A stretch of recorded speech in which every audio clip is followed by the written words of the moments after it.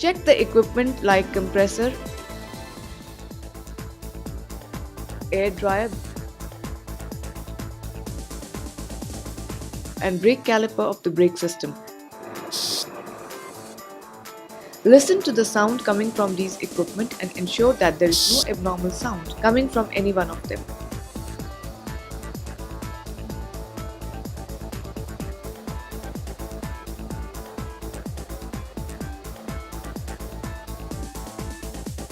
Ensure that each isolation cork is working properly.